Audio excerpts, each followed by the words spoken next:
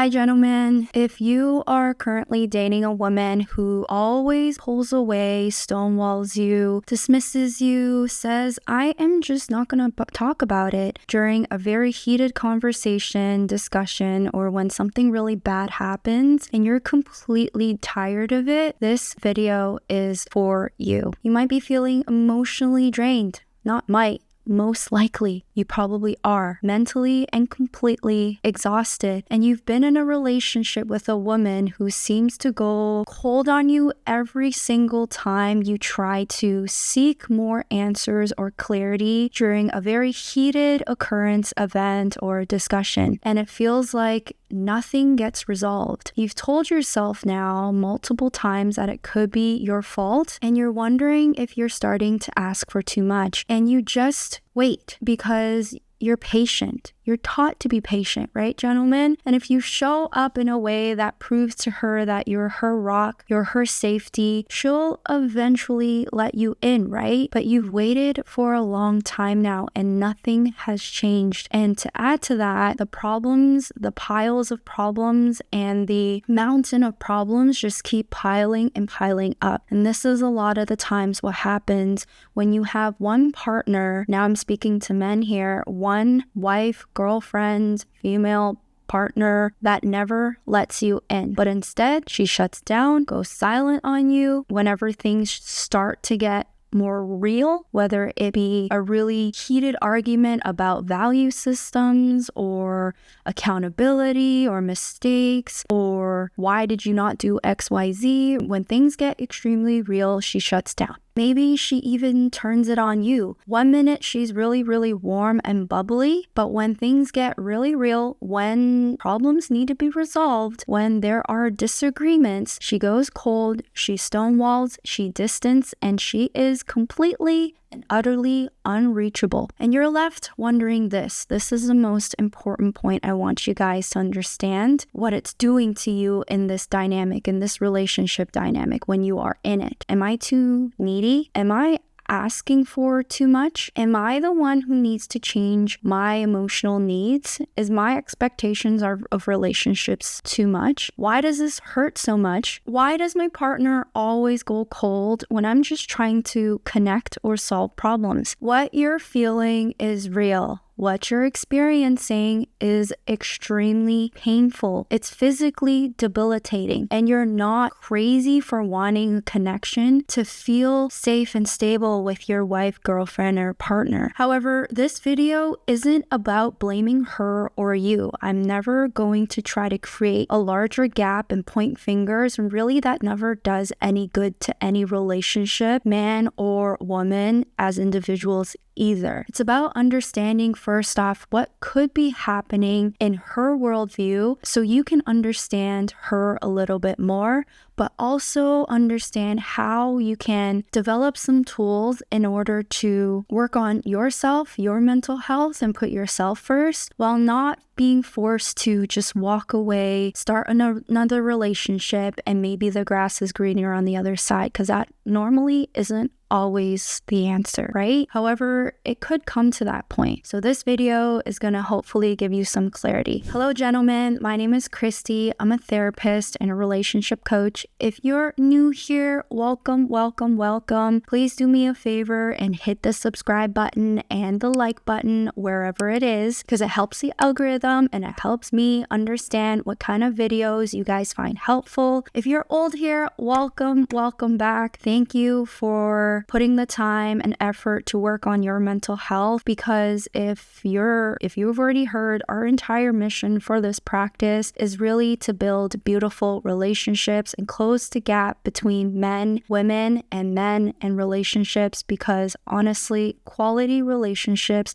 is probably the most important factor in mental health. One of them. So if you like videos like this, hit that subscribe button and that like button. First off, let's start talking about understanding female avoidance or your partner's avoidance, her avoidance. Avoidance isn't just about running away. It's emotional. It's an emotional threat that woman is experiencing. Now, given that she is avoidant and she isn't using it to get her way, okay? And there's a gray area here. However, that's for a whole nother video. Now, I'm talking about women who are purely avoidant and use a stonewall to handle and deal with her own emotional dysregulation when she's under threat. So she may obviously shut down when you express feelings or ask for clarity because closeness feels unsafe to her. It's a threat. It's an attack to her system and safety. Now, maybe some of her past relationships, close relationships, family relationships, exes came with a lot of judgment, pressure, abandonment when she did reveal her emotions, became vulnerable, and provided certain information and was used against her. So when someone like you, a man who shows up potentially, now I don't know all of you, we are not perfect human beings here, but I'm just assuming you're showing up with real affection and you're here to really solve a problem. You're intentional about it. What it does to the woman who is extremely avoidant, it feels like a trap. Feels like a threat. It feels like something bad is going to happen and she wants nothing to do with it. So I'm not taking a woman's side here, but I'm just explaining to you what a woman with this type of psyche and trauma per se or attachment may be experiencing. Her retreat is not a reflection of how she feels about you. It's all about what I call her nervous system and how her nervous system is habitual or comfortable with responding to intimacy. She keeps you just close enough to feel wanted, but far away enough to feel like she's in control of her autonomy and that nothing bad is going to happen. Now, here's the catch though, gentlemen. I want you to hear this very clearly from me. Over time, this dynamic can make you doubt your own emotional needs. It makes you start downplaying whether or not your needs, your wants, your needs to resolve problems and not sweep it under the rug is actually the productive way of thinking. You start assuming that, you know what, to move on and have a happy life, maybe not all problems need to be solved. And it makes you feel like the problem is actually you. But what I want to remind you guys is this relationship dynamic is the issue. It's not you. Next is what I want to advocate for and educate on you for the emotional cost for men. Now, I don't have lived experiences as a male. However, mostly in psychology, relationship dynamics and avoidant, anxious, or having an avoidant partner is most likely the same. However, when it comes to females, it prevails in the relationship in a very different light. However, what I want you guys to understand is that self-awareness piece. Although I don't have lived experiences, for what it is, there's a huge emotional toll. I don't have lived experiences as a man, but I understand overall from my clients and me having avoidant relationships in my life as well, female and men, it's a huge emotional toll, and you might find yourself labeling yourself as extremely anxious. You become anxious overall because of the dynamic. You're seeing yourself waiting for her response, for her mood to shift into a happy-go-lucky light, for the problem to go away, for your relationship to feel stable again. And what I explained previously is you may abandon your own needs just to keep the peace in the relationship. You start thinking that maybe silence is the solution to every single problem, and you work hard to be a fake version of you, the low maintenance of you. We're all not really low maintenance to a degree. We all have needs, right? And you start disappearing through that process. You start losing your sense of autonomy.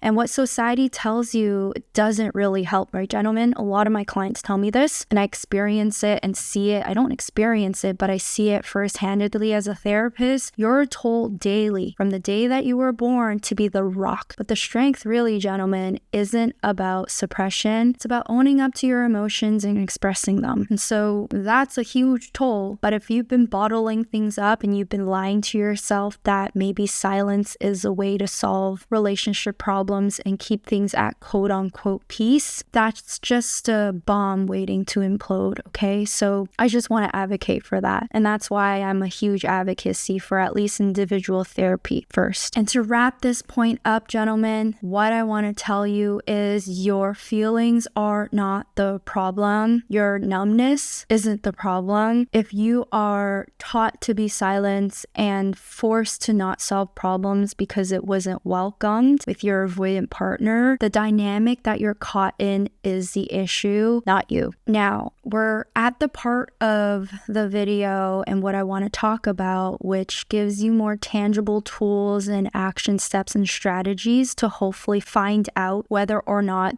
this relationship can work. Now, a lot of the times, a lot of my clients and a lot of couples are so stuck in a conflict style that they don't know how to break free from it. So problem, maybe you in the beginning yell, scream, or try to get some answers and stonewalls. And that goes on and on and on. And maybe you even yell even louder. And then on and on and on. And you just stonewall as well. You've become silenced as well, although it wasn't your habitual way of dealing with problems. And so what I want to say here is some of these strategies, hopefully you've tried, hopefully you will try if you haven't, but not every avoidant relationship has to end. So what I always say is if she's somewhat willing to work on things, even if it's just a tiny little bit, the beautiful thing is you have a foundation to build on. However, it seems like you just don't know how. The how hasn't really worked for you both. The relationship. So here are some actionable steps that you can really take. I haven't named all of my strategies, but I have named some of the ones that I feel like is helpful for the general population of couples and men. But obviously there are different ones that are subjective from a client-client basis, a client-centered view. Number 1, set concrete rules for conflict. And it can sound like this. Somewhat like this, okay? For example, if you can tell your partner this, when we're fighting or we're both overwhelmed, let's both take a 30-minute break and we'll come back to talk. This gives space without triggering abandonment. Triggering abandonment for you, for feeling like she's never going to solve a problem, but it also gives space for her to understand that you need something, but you're not going to attack her at a moment of vulnerability where she feels like she needs to avoid a situation. She can take her space, come back in 30 minutes. Small baby steps. Do an hour even at the beginning, or do 2 hours. I always tell clients that timeline doesn't really matter, but most importantly is that commitment to actually coming together and having that first negotiation. It might sound really foreign to you in the beginning, okay? Number 2, you need to have clear boundaries to how you guys communicate. Now, most of the times, a lot of couples, when they are under stress, overwhelmed, or in a fight or a conflict or a heated discussion, it can be a lot of you going back and forth like weapons hitting on each other. And it can feel like one person is trying to win when there's 2 people that are trying to be heard. When it comes to avoidant women though, they can be just stonewalling you, and gentlemen, can be the one that's using very accusatory words like you always do this, you always walk away, you always sweep things under the rug, this is why we're horrible. So this is a self-awareness piece that I want you guys to reflect on and change your communication style to what I call accountability language, which is I feel language, for example. And it can sound like this: I feel really disconnected when we don't talk. I need us to work on this. There weren't any pronouns in there, accusatory, that can heighten her sense of threat. Number 3,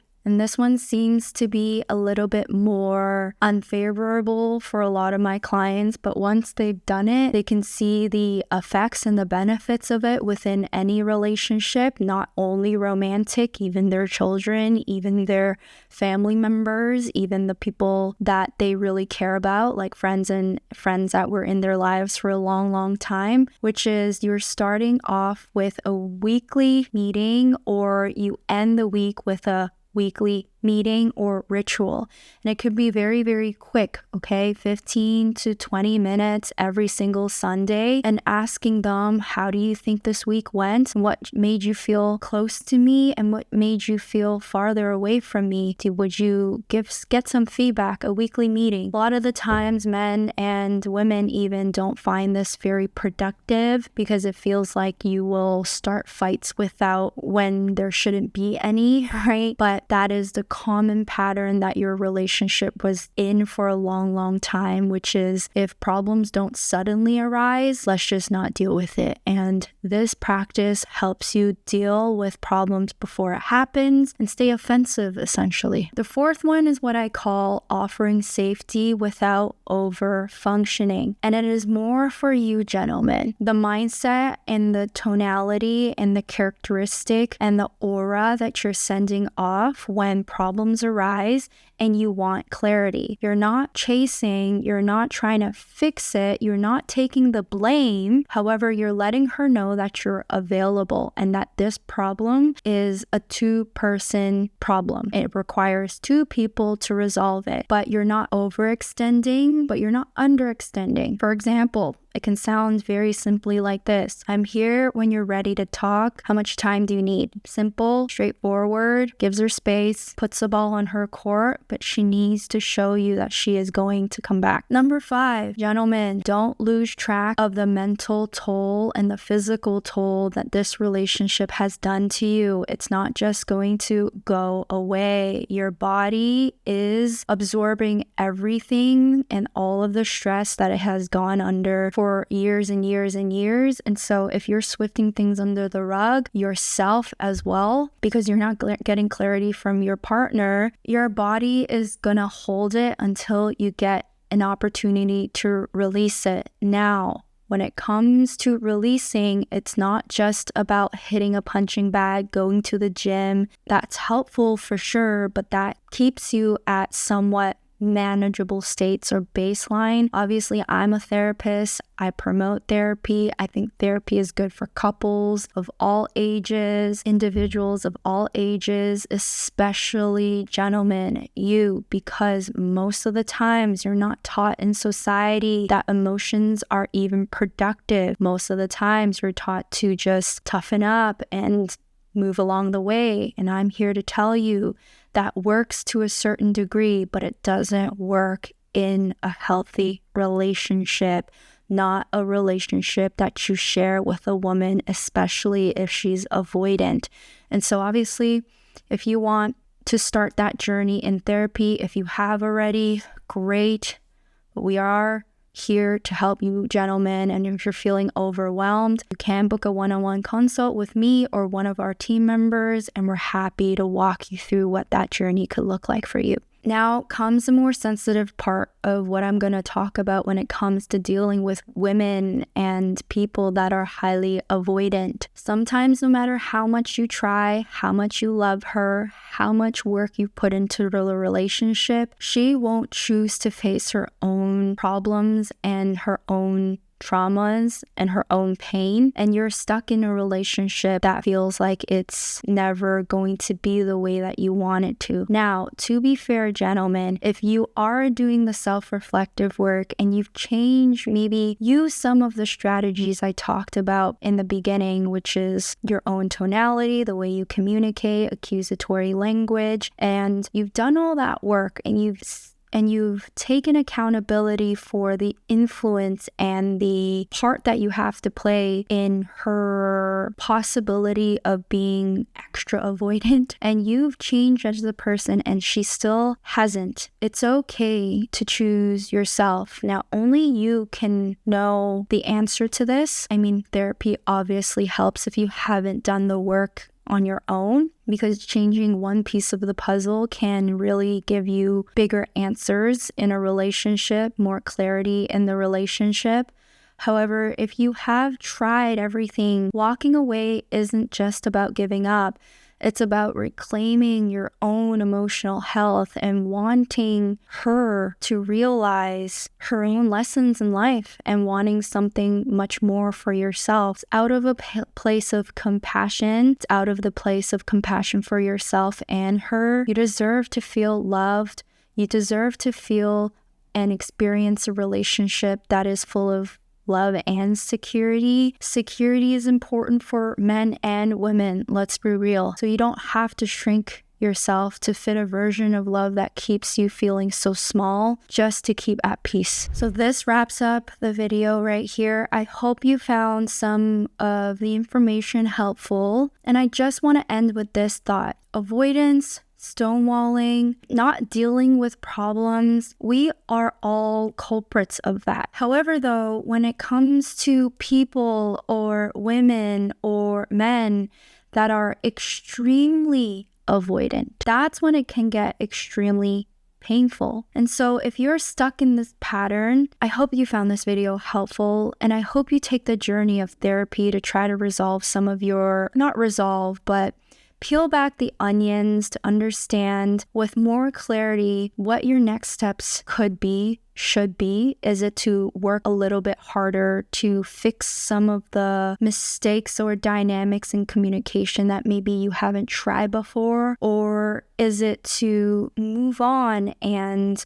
learn how to have a better relationship with yourself and your future partner? Whatever it is, what I want to say is your mental health matters most. You can't be in a relationship when your mental health is at a very down low because of these situations. And so help yourself first. And of course, you can book a call with us, with one of us or me, in the link in my bio. But please, guys, you guys matter. Not trying to break relationships here. Not trying to blame anyone whose fault it is. We all have work to do, but I hope that you found this video at least helpful in your own subjective experience and needs in relationships. Thank you guys for listening, and please come back for more and comment down below what you found to be the most helpful or what strategies you're going to try or already tried. I'm really, really, really curious to hear your thoughts. Thank you guys. Bye now. Hi everyone, if you enjoyed our content, don't forget to follow us on TikTok and IG where we post daily, and YouTube where we post weekly.